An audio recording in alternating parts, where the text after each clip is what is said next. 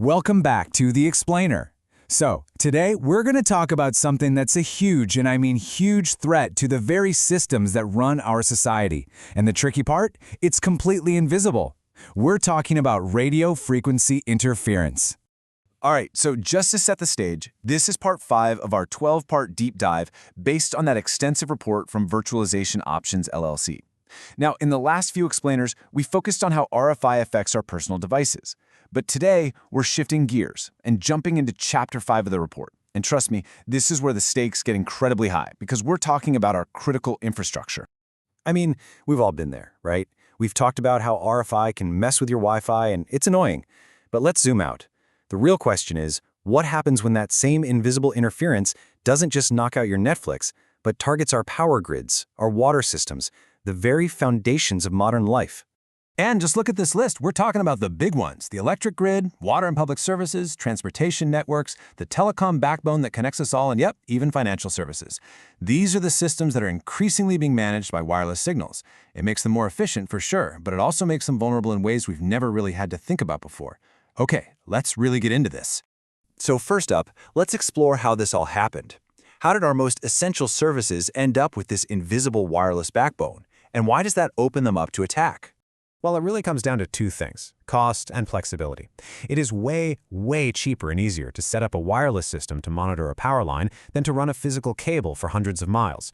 But, and this is a big but, all that convenience comes with a hidden price tag. It's introduced a kind of silent fragility across our entire society. All right, let's make this real. To see how this plays out, we're going to zero in on what is arguably the most critical piece of infrastructure we have: the electric power grid. This is the perfect case study. First, you got to know about something called SCADA systems. The best way to think of them is as the grid's nervous system.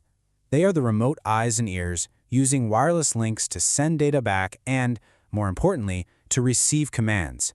It's how a handful of operators can manage a gigantic network from a single control room. And then you've got the next layer, AMI, which is what most of us just call the smart grid. This is all about those smart meters on the side of our homes. You see, they create a constant, two-way wireless chat with the utility company. It's super handy for managing energy demand. But you see where this is going, right? It's also a two-way street for potential problems. So check out how simple an attack could be. You have the control center sending a normal wireless command to a substation. The substation is about to receive it. But then, bam, an RFI attack. It could just be a strong burst of radio noise at the right frequency. That's all it takes to block or scramble that command. The result? The substation fails to do what it's told, and that could lead to serious instability or even widespread outages. But here's the really scary part. A problem in one sector doesn't just stay in one sector. Because our infrastructure is so tightly interconnected, RFI can kick off a truly terrifying chain reaction, a real domino effect. And this quote from the source report just nails it. It says this dependency creates systemic vulnerabilities.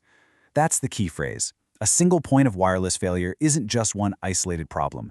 It can cascade, and the consequences just keep spreading. So let's just walk through how this could happen. Let's imagine it starts with the power grid. RFI blocks a critical command signal, and a whole region loses power. So what goes next? Well, the water pumps. Most municipal water systems rely on massive electric pumps to maintain pressure. No power means no water. Homes, businesses, hospitals, they all run dry. Almost immediately after that, our communication network starts to crumble. Cell towers need electricity. Sure, they have battery backups, but those don't last forever. So now you've lost the ability to call for help, right when you need it the most. And the final blow in this chain reaction? The financial system. Think about it. ATMs, credit card transactions, stock exchanges, they all depend on that telecom backbone we just lost. The economy literally grinds to a halt. All from one single invisible attack. And this threat isn't just about these huge, sprawling infrastructure systems. It is also a massive danger inside our factories and industrial plants, places where safety is absolutely everything. You know, a factory floor is one of the most chaotic radio environments on Earth. You have welders and giant motors just spewing electrical noise. You've got thousands of wireless sensors all trying to shout over each other in the same spectrum. And all that metal makes signals bounce around like crazy. And yet, we're putting our most critical, can't-fail systems right in the middle of it. And this is where it gets really serious. This isn't just about a production line stopping. What happens when the wireless link for an emergency shutdown button fails?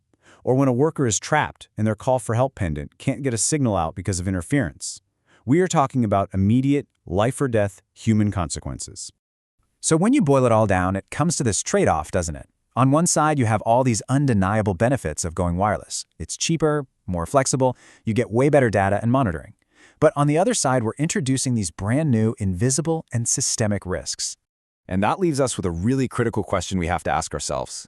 In our push for more efficiency, for a smarter, more connected world, are we accidentally building our entire society on an invisible foundation that's actually more fragile than ever before?